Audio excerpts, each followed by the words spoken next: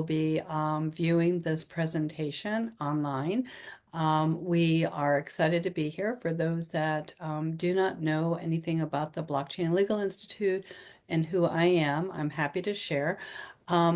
My name is Jackie Cooper, and I am the CEO of the Blockchain Legal Institute. My background is that I'm a partner at Cogent Law Group, as well as the CEO of the Blockchain Legal Institute, which is a centralized library of decentralized resources. And I'm also the CEO of the Maryland Blockchain Association because I happen to be based in Maryland.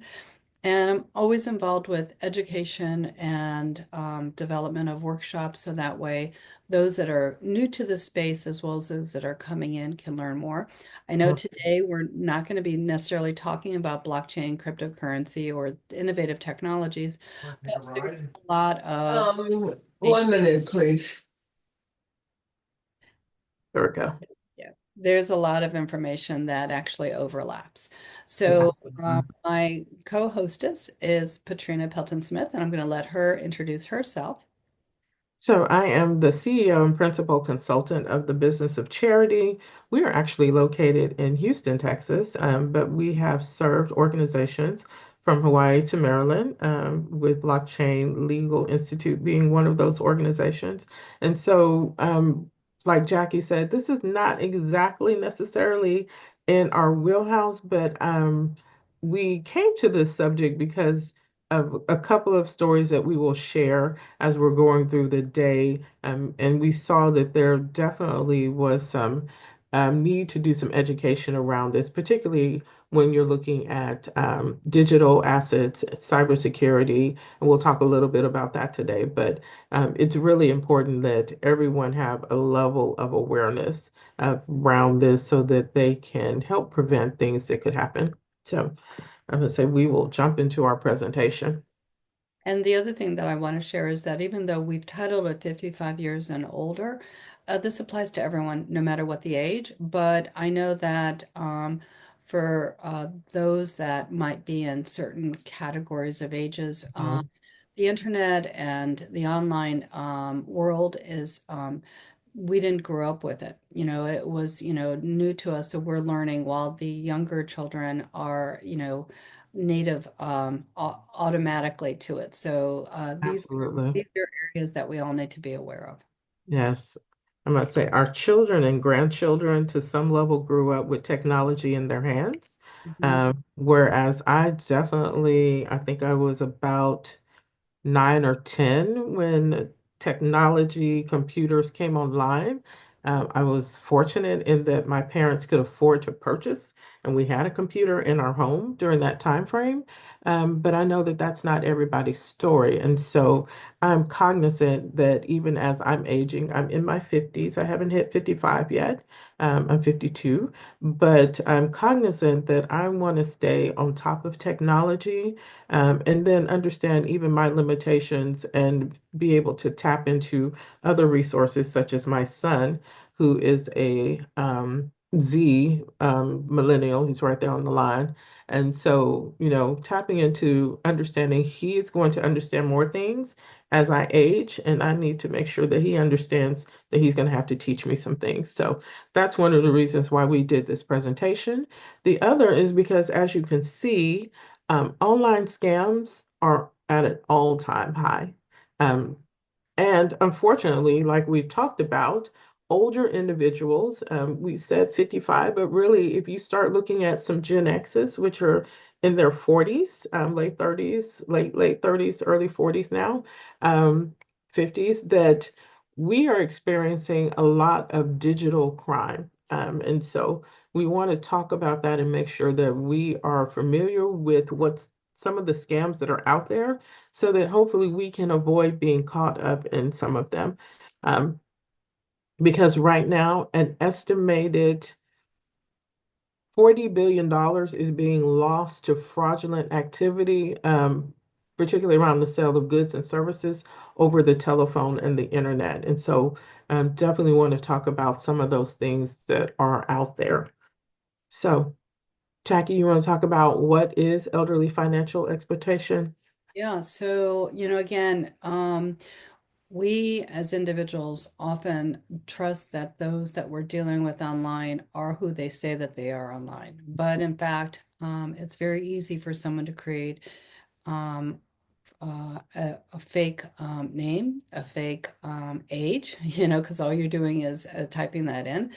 And so, using those sort of profiles, it ends up that those individuals then will approach others who are trusting and in need of certain services or supports. So, again, getting that access to that information.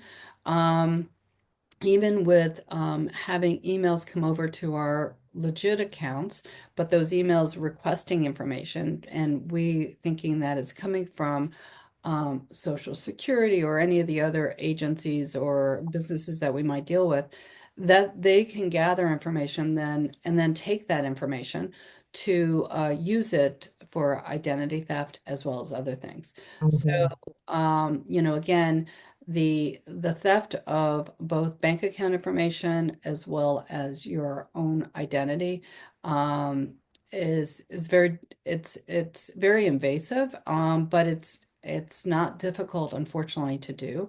At all. Because when we are trusting of individuals, we're thinking that they are there to help us, but sometimes some individuals are not. So, Exactly.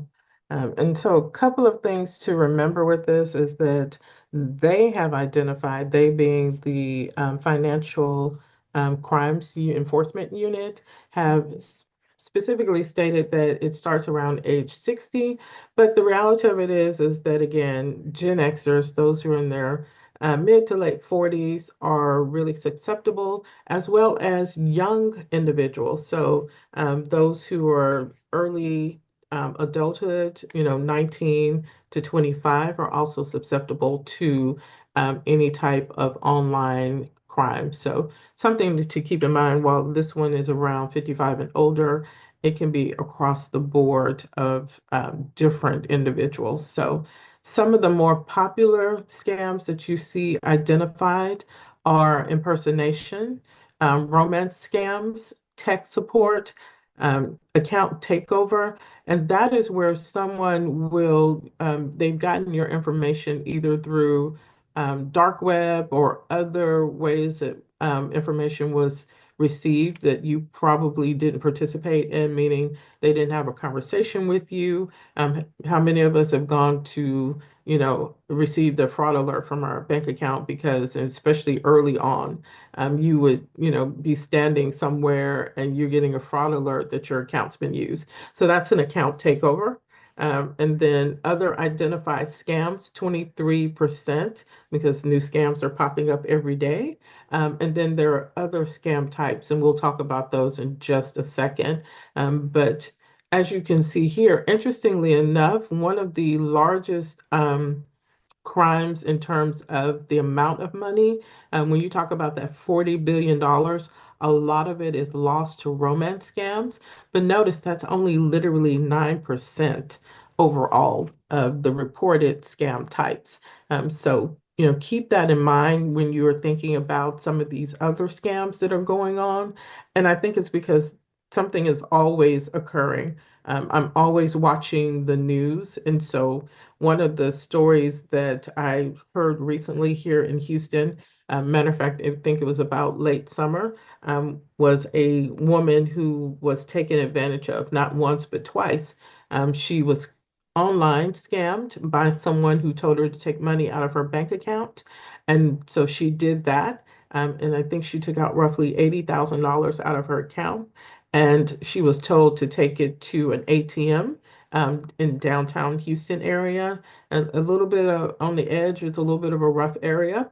And so she went there 2 days in a row, putting money into the ATM because they asked for it to be deposited in Bitcoin.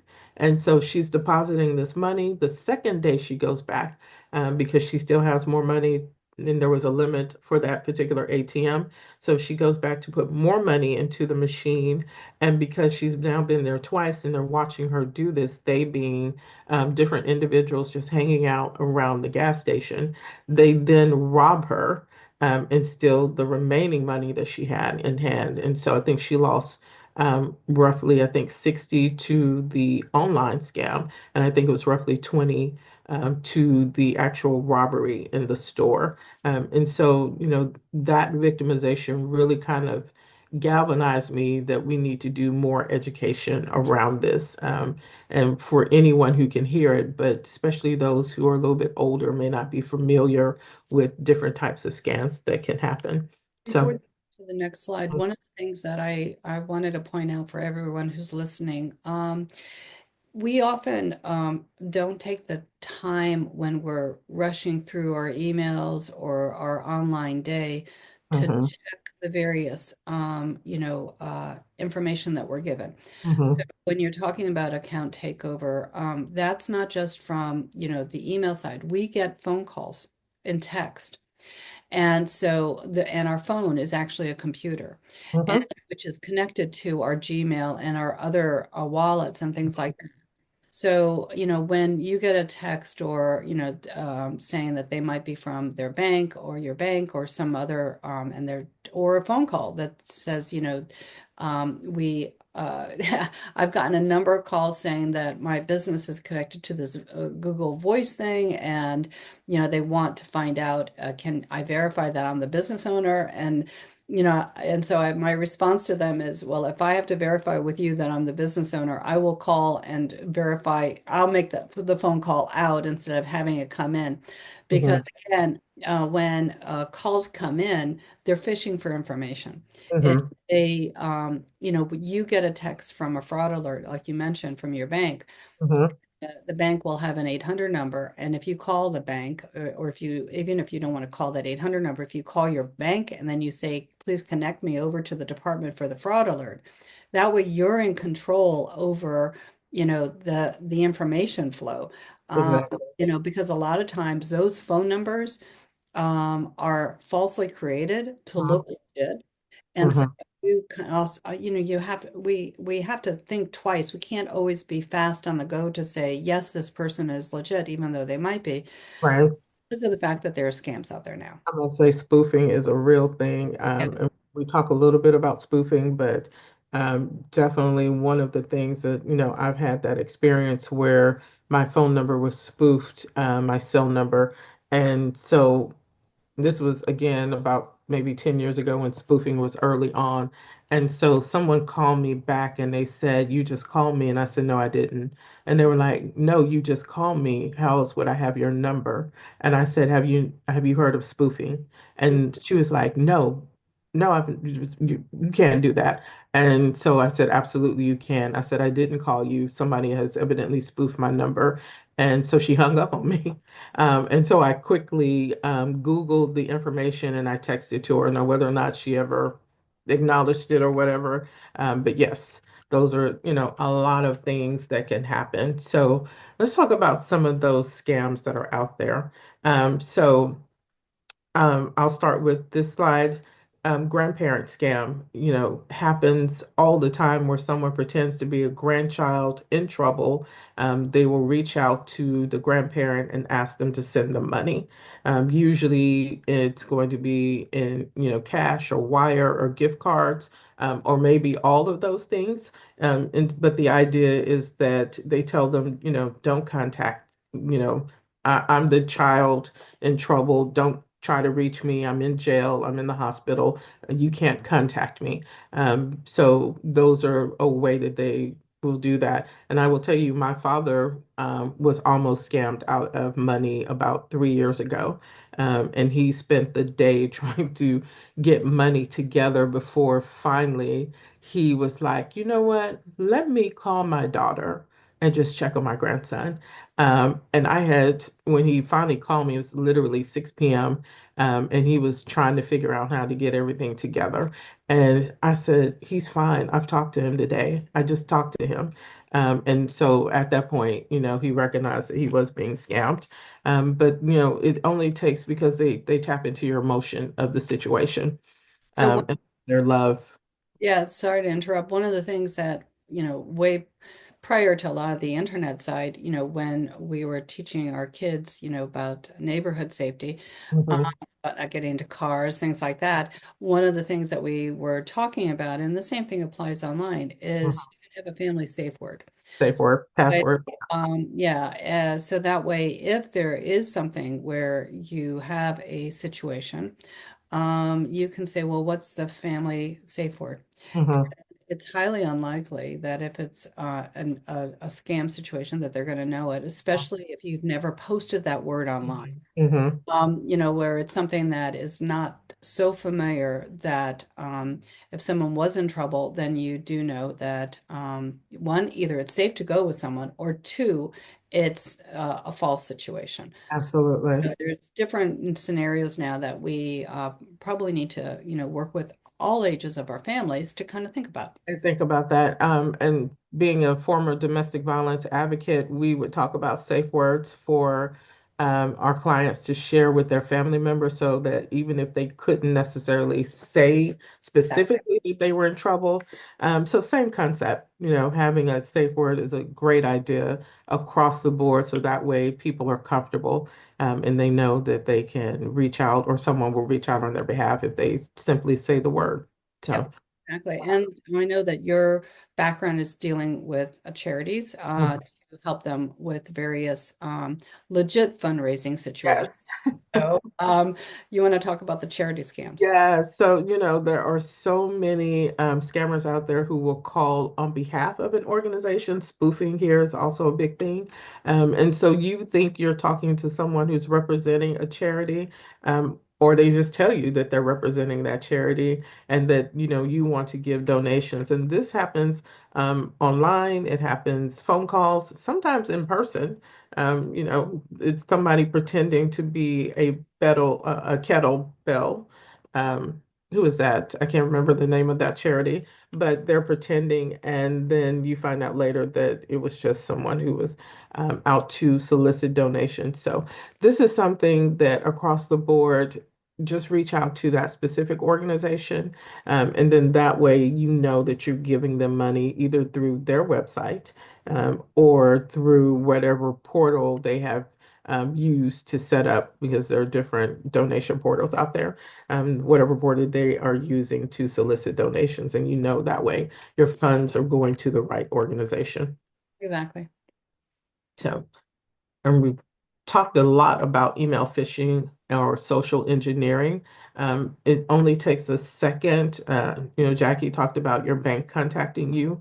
I did this a couple of years ago. I was looking very quickly at my phone. I saw that somebody, I think it was Chase, had said that someone had tapped into my bank account and they were sending me a fraud alert. And without thinking, because I was in a rush, I was thinking about working on the project. I just hit the link and I started to enter information and finally it clicked. Wait a moment, go back and take a look at that email and make sure it's legit. And so I went back, I looked at the email and saw that it was actually a fake email. It looked similar to Chase's, but it was not Chase's email address. And so I immediately closed out where I had started to hit the enter the information. I did not hit enter, but I still call my bank as well using their phone number to, just simply ask, has there been any activity on my account? And is there anything I can do to, I'm alerting you that I may have inadvertently given information to someone. What else can we do? Fortunately, I never had any issues from that, but, that's why it is important, like Jackie said, take a moment, stop, look at the email address to make sure it is a legitimate address. You will be surprised how many emails come in and they say they're from Chase and you're just looking at the name, but the email address is bluesky@aol.com. And so it's, paying that attention to that detail that will really, really help you. So another thing, I know we're going to be talking about the sweepstakes and lotteries in a quick second. Um, Not all businesses have a business email. However, so I'm not saying that Gmails are not correct because I have many Gmails. But if you are working with a business, there will most likely be a business email. That does not mean that that business email is connected to the business, though, because You can buy emails. So, Absolutely. so that's the other thing is, when you go to a website for the company that you're working with or involved with, they should have a contact us page. So, you can these scams unfortunately take time to kind of figure out if it's scam or legit. But that's why I'm saying when we're doing our online life, sometimes we have to pause and take a little bit of a breath because our life these days is very busy. Well, Mhm. are doing a lot of things, but to protect your identity and finances, it's worth the time because the hassle of not doing this means that you're going to have to invest in recapturing a lot of what it is that you've lost. On the sweepstakes side and the lottery side, again, there are rules for, lotteries, prizes, and sweepstakes, but I'll just add another note here.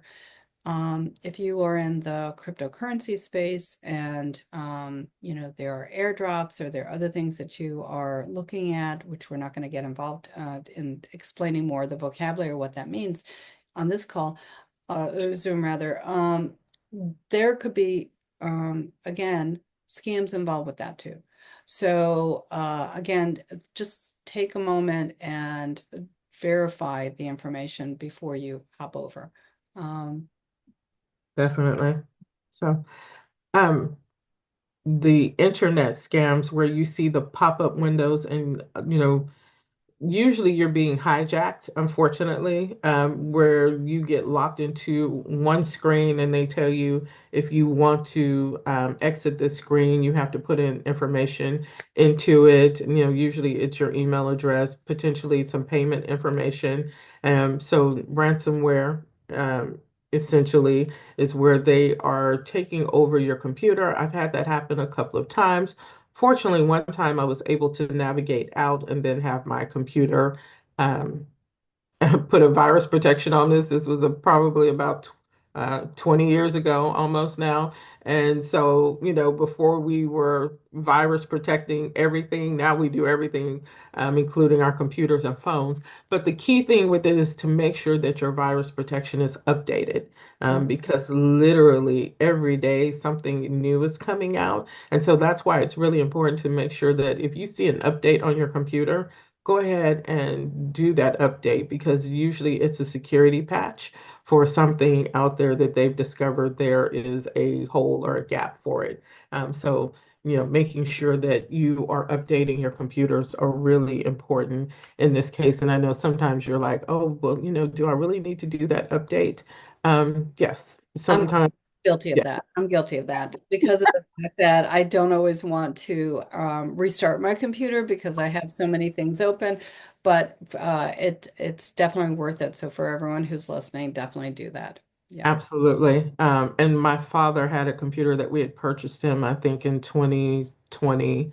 Um, anyway, it was an older computer. It had finally arrived at the point where it did not have the RAM to accept the new update for Windows 11. And so for about a year, we were like, okay, you know what? We need to think about getting dad a new computer because we can no longer safeguard this computer. And so for his birthday this year, that's what we did. I purchased him a new laptop because I was like, to make sure that he's safe, even though he does not do a lot of online searches, but he is an insurance agent. And so he goes to, and he has to safeguard a lot of client information. So we wanted to make sure that he has adequate equipment. So that's another thing. If you're getting to the point where you're like, well, I don't really use my computer that often, and this one is, it's fine for me surfing the web. But think about it from the standpoint of if that computer can be updated, either through virus or, your actual system software, which is Windows 11. And so if it gets to the point where it can no longer do that, then it's probably time to either upgrade that computer, add some additional RAM. If you feel like the equipment itself is still good, you can just update your computer and add RAM to it. Or if you're in a place where you're like, okay, I need to update the hardware and the software, then purchase a new computer to help cover that. And both of these were new to me. Had you heard of either one of these scams? I had, unfortunately, the counterfeit drug scams I had heard about, just because of how tech savvy Mm, websites can be for mhm, creating a website that might not have good products. mhm.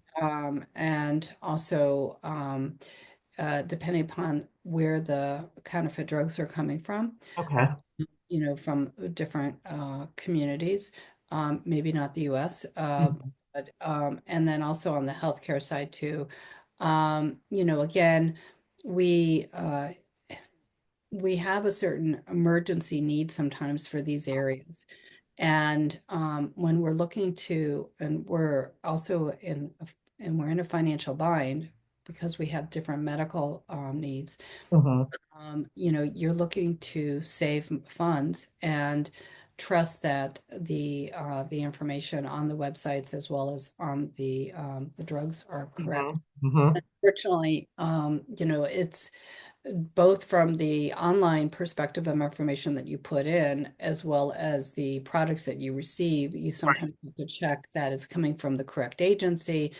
And that, so this whole area is, it's actually some of these healthcare areas are moving over now to a more secure technology, which is the blockchain area. But Mhm, again, this is an area that unfortunately is makes it individuals vulnerable because when you have a medical situation, you are caught with a time sensitive need as well mhm. as financial need. Wow. Yeah, and I'm about to say because I had not realized that there were scammers that were stealing people's information at clinics. Because I work with several nonprofits that are actually clinics, and we have mobile clinics, and so that was kind of disheartening to see that one. But I knew that medical fraud definitely is a thing because someone attempted to use my information. They went to a local hospital and attempted to pose as me. And I guess they got scared at some point. I don't know what scared them off, but they left before they received any services. And how I learned about it was that the hospital then reached out to me and said, "Do you still need services?" And it was a hospital that I'd never been to and would not have been to in one of the suburbs of the city. And I said, "I've never been to you." They're like, "No, somebody came in." And so that's the reason why you might be wondering why your insurance provider is now requiring that they take a photo of you. And that's why. So now when you come into their hospital system, they have a photo of the person who's supposed to be you in that system, and they can verify it against the person, obviously, who's sitting there trying to receive services. So have you ever been kind of like, well, why do I have to take a picture? That's why. And so the safeguarding will help you avoid being scammed online as well as in person, and someone receiving medical care and billing it to you and your insurance provider, even though you may not necessarily be the person who paid for it because they paid the copay at the time of the service, but it still goes against your health care, your the deductible, your copays, all of those things. And you just obviously want to make sure that it is you who are getting the benefit of what you're paying for, and not someone else. Exactly. And so, despite, the many numbers of scams and the number of individuals who are reporting them, some are not because of embarrassment and fear of losing their independence. And so, obviously, we can understand that, particularly when you think about some of the stats show that the average age of a person who's being defrauded is somewhere between 70 and 80. And I know I'm in that sandwich generation. I have a mother who just turned 78. And so, I understand that there's that fear of not being able to independently manage her affairs. And I'm thinking about the same thing in my 50s. What does that look like in 20 years? And, how do I manage these things? So we want to make sure that education will help keep you aware of what's out there and avoid you having to be at risk of being scammed. So, what can you do? Store and safely protect your financial information, including Medicaid and insurance cards. And there are many ways to do that. And interestingly enough, the blockchain is a great way to do this as a resource. And we won't do a deep dive into this, but there are systems out there. I use one, for instance, as a file manager, but it also has a vault system where I can safely store my information online and with a password. And unfortunately, if I ever forget this password, I'm in trouble because it's there, it's locked down. No one can go in and change my password. So that's the reason why you have to make sure that not only do you have it stored safely online, but that you have your passwords stored in a way that you can obviously remember them and no one can access them. But there are those online resources and tools that you can use as well. And then avoid phishing scams. We talked about this. Don't click on links too quick. Anything that's in your text or your emails. I think one of the scams that we didn't talk about, but the postal service spams and scams where you will receive a text from the USPS stating that they can't deliver mail to you because they don't have the correct address. I just got two this week and click here to enter your information so we can update your address and deliver your mail. Um, and the Postal Service has a lot of different services that they themselves will allow you to use online. For instance, we can actually receive a scan of our mail and know what's coming in that day. That's a service that USPS offers. But what they don't offer is to update that using a text or a link. And so that's the reason why you have to be aware of what businesses do offer so that you're not thinking, oh, maybe this is actually the post office and I just need to put my information in. So do be careful with those because you just never know what's lurking in your text now and in your emails. And then always contact the company to make sure that way you don't have any surprises. And then that tech support help, I think someone's all called us to say that there's a virus on our computers and we just need to give them access to it and they can help clean it up. Many services that are out there where you can actually clean up your computers. And yes, you can actually have someone dial into your computer. But again, like Jackie mentioned, you want to make sure it's an outgoing service. It's a service that you contracted for, not someone who contacted you because they're probably fishing for information. Anything you want to add before we move to the next screen? Yeah, so on the tech support side, and again, I'm not trying to advocate for one business or another, but through Best Buy, I have bought Geek Support, and they do have annual, fees and things like that, but I've used them many a time to help clean up my computer. They remotely are able to go in to Mhm. devices. Again. Um, that's just one of many companies out there, but find a company that you feel is reliable, and that way then if you think you are, have been hacked or have a virus or some that you can actually call someone. So, Absolutely. So, retail scams. You want to talk about these, Jackie? yeah, so, again, many times we are doing online shopping and, again, from stores, from Amazon, from a lot of different places. So you Mhm. have to make sure that, and that's the other thing is our online history is very visible in many ways. And so, and a lot of the quote unquote cookies or our sales or our purchases Mhm. stored or shared with other companies. Mhm. So from that perspective, a lot of what we do is public, and so individuals who are interested in doing something which is, not on the good side can see that certain companies are very popular, and then they'll create these alternative ways to kind of share out these retail sites to kind Mhm. of entice you to go in and to put your credit card in and things like that. So again, it's always about double checking, before and for you to make the the choice to go into their site to make sure it's legit. So. Absolutely. Cookies. You will wonder why you search for something and all of a sudden all you're seeing is those ads, marketing ads for that particular product, because it was a cookie that was tracked to you, whether it was on your phone or your computer.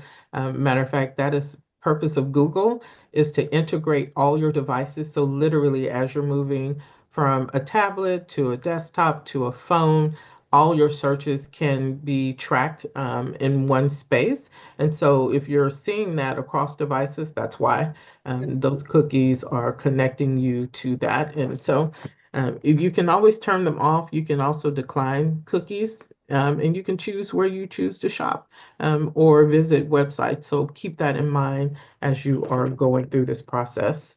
And the Uh, other thing I'm going to add, just from the mhm. blockchain side, Yes, I was going to say that. artificial intelligence is a tool that is very good, but Mhm, a lot of companies are now using AI to kind of gather some more information about our buying habits and our surfing habits, mhm. where we go on the social media side. So because it saves time for them, but at the same time that it's saving time for them, it means that those are on the good side. But Mhm. again, for the bad players, they're also using the same tools. So, from that perspective, it is all about making sure that you just double check so that way you're not involved with something that might be not legit. Absolutely. And so for your romance sites, for those who are dating online, don't necessarily be afraid, just be cautious. Don't be afraid to go slow. Don't feel rushed to share financial information with romantic interest, no matter how often they ask you. And being in the dating world is just kind of just interesting all by itself anyway. But don't feel forced to keep that relationship a secret because they are asking you to do that. And as a former DV advocate, I'm telling you anyway, don't keep it a secret. Tell everybody that you feel comfortable sharing it with because you just never know what other agendas may be out there.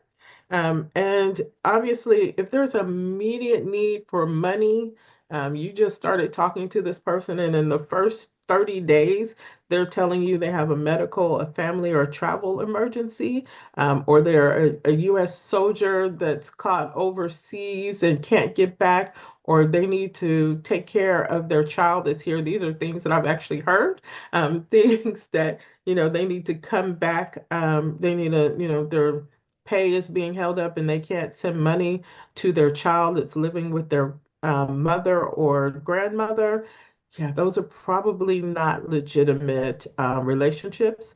They are probably romance scams. And so definitely, be cautious as you're moving into a new relationship, that they are not attempting to scam you out of money. Because unfortunately, it's happening every day. Millions of dollars are being lost to romance scams. And the grandparent scams. Okay. Yep, we talked about that. So Yeah. I'm okay. gonna say, so one of the key things, don't panic, take a deep breath and get the facts. Hang up. Don't be afraid to hang up because they're telling you don't hang up. Don't be afraid. Hang up and call that person and or their parent. And then if they're asking for a gift card, chances are then it's a scam because they don't want to really get cash. So IRS scams.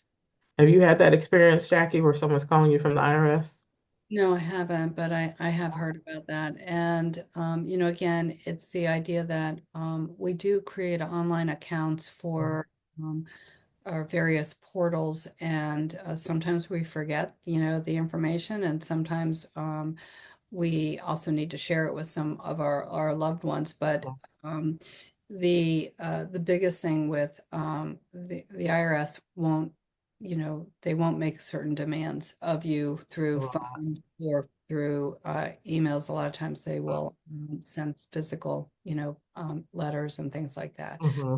If you do have any question, pick up the phone and call them. I'm going to call the IRS because they will be happy to take your call. You might be on the line with them. I call them quite frequently because of business, but you might be on the phone with them for a few hours. But when they answer, you'll know you'll be talking to an IRS agent.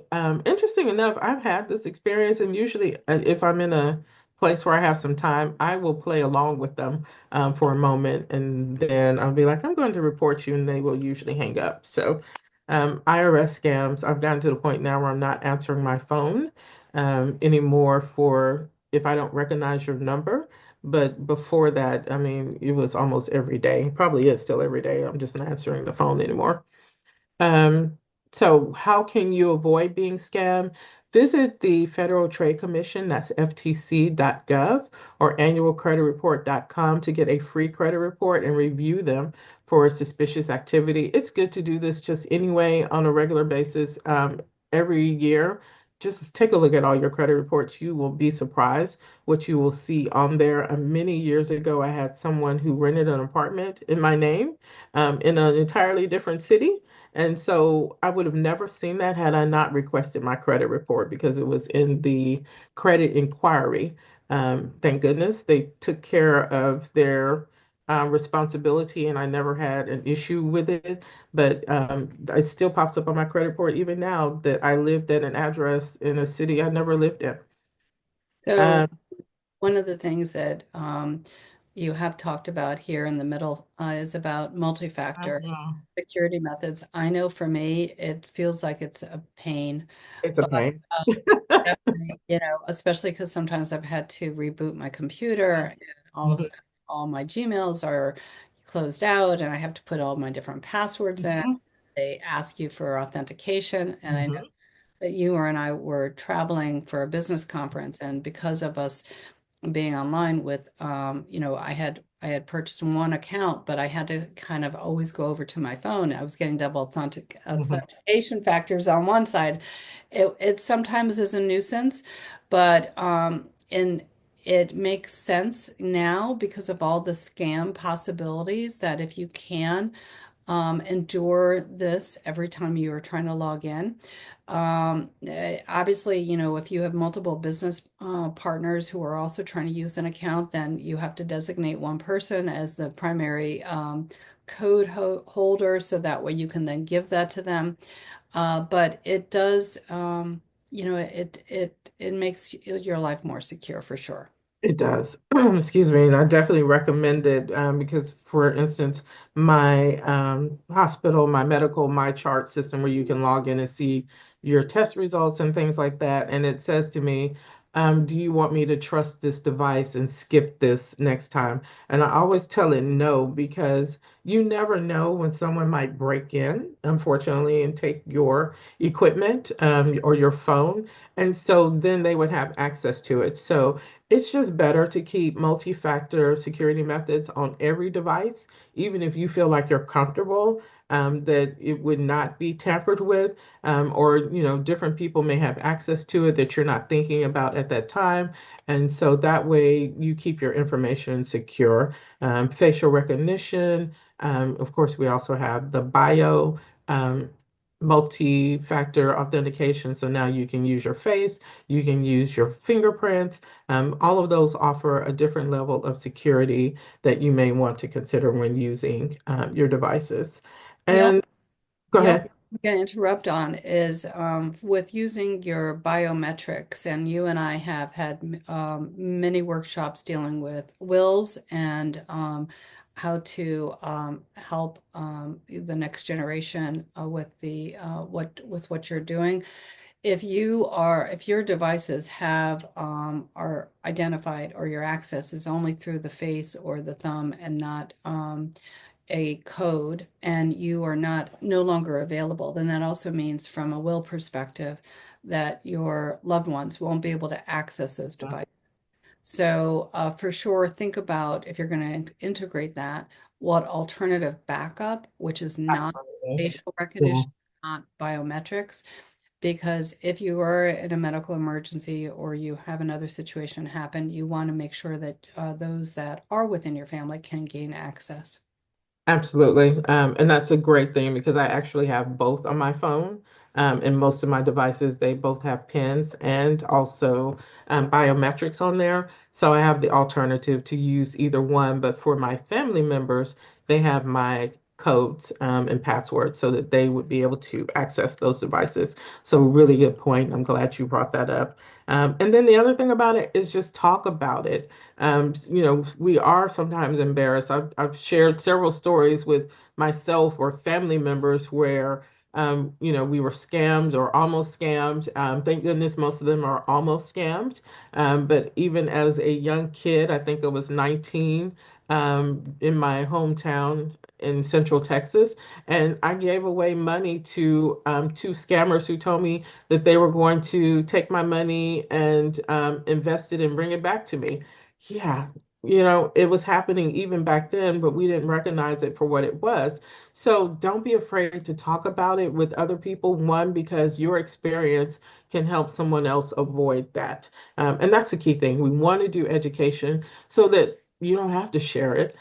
You can avoid it. And so if you have had an experience, make sure that you're talking about it with others in your family, those who you're comfortable with sharing with. Obviously, I'm not recommending you post it on Facebook, but if you have a next door neighbor that you can share it with, feel free to do that, or a family member, so that they can avoid and be aware of what's happening. So, what can you do if you are scammed? Obviously, contact your financial institutions, file a police report, change your passwords, and if you can, use a password that is, one of those multi-digit, multifaceted passwords where they have special characters, upper and lowercase letters, essentially random code. I use a password manager. It generates these random characters.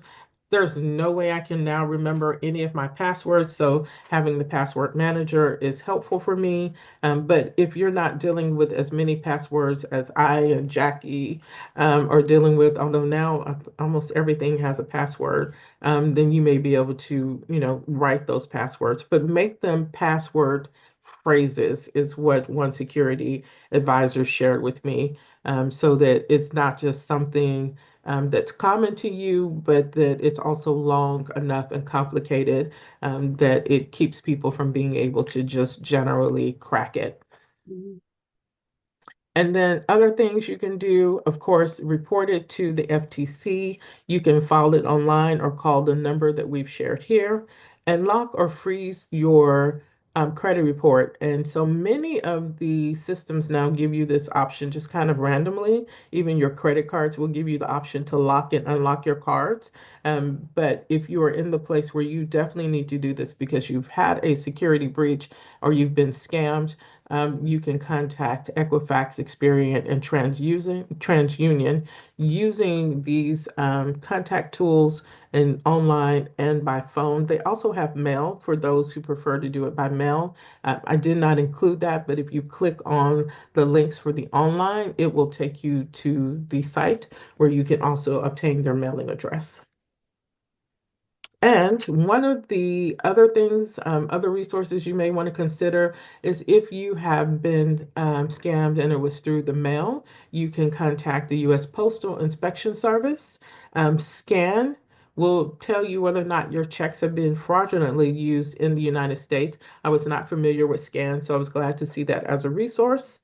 Telecheck, and that company is every time you go to open up a bank account, they run your information through Telecheck so you can learn more about whether or not your information has been stolen for identity theft. So that's a great one. And then Check Systems is a verification service. So when you're actually presenting a check, and I don't know how many of us actually write checks anymore, very few, but they're running it through Check Systems before they process it. And so that's also a great place for you to get information through checks, learning about whether or not your information has been used fraudulently. And one other resource, and I'll let Jackie talk about this, is a crypto wealth organizer. She also has an updated book. So talk about that, Jackie. Yeah, sure. So the newest book is actually for those that can see this actually, and we'll actually include the QR code, but it's called The Essential Digital Asset Organizer for Attorneys and Their Clients. It is on Amazon, and I created that actually for my own family, for my daughter and myself.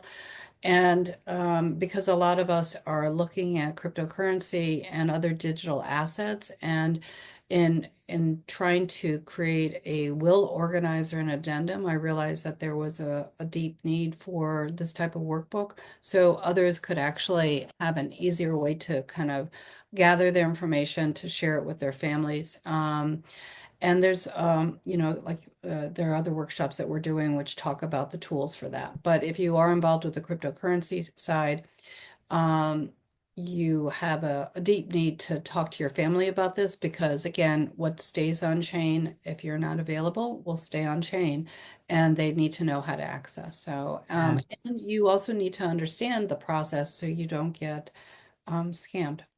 Absolutely.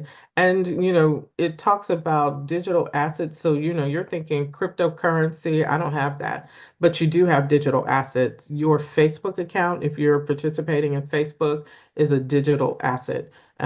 Your email account is a digital asset. And those are all things that the book talks about, and planning for that. So, I don't know if you know, I'll drop this in real quick, but Google will, or Gmail will set it up that if you do not have any activity in your account for a period of 6 months, you can notify another person to come in and basically take over your account, clean it up, manage it, or do whatever. Now, obviously, they're thinking about inactivity usually due to death, but in this case, maybe you're just incapacitated, and someone needs to come in and check on your account. So my sister is my um, contact person. I just got an email this week that said, just a reminder, your sister is the person who's going to come in and take over your account if you've not been active for 6 months. So that's a little thing that you can do to help also manage your digital assets that you really need to think about. Yeah, and there's again, we've done a number of workshops on this, and reach out if you have questions. Absolutely. So before we go to our contact information, are there any questions? No questions, that's fine. We definitely are here. I know that for those that are online watching this after our event, definitely reach out to us, email us, so that way we can keep you current with up-to-date information because the space is changing and we want to make sure you stay safe. Absolutely. So we have included our QR codes for those who would like the ease of using that to contact us. It will take you to both of our websites where you can learn more about what we are doing in this space and other spaces, because we both work with small businesses and nonprofits as well. And if you want to follow us, we encourage you to follow us on our various social media platforms. So Facebook, Instagram, LinkedIn, X, you can find us there under Blockchain Legal Institute and the Business of Charity. So you want to wrap us up today, ma'am? Well, we appreciate everyone who's been on and those that are watching because I know that we get a lot of views for a lot of our workshops after we've shared. And Mhm. we're all about service and helping our community. So if you have questions, whether it's about this topic or other topics, reach out. We have a in 2025 and thereafter, there's a lot of virtual workshops that we're hosting. So we encourage you to hop on or view afterwards and let us know how we can serve you. Absolutely. So, and just FYI, our next workshop will be next week. It's on grant writing. If anyone is interested in joining us for grant writing that may see this in between that time. And then also the library. We're doing a webinar on library and how to support and assist them. So join us for any upcoming events we may have. And we look forward to having you. Yep, definitely, definitely. And have a great day, everyone. Bye.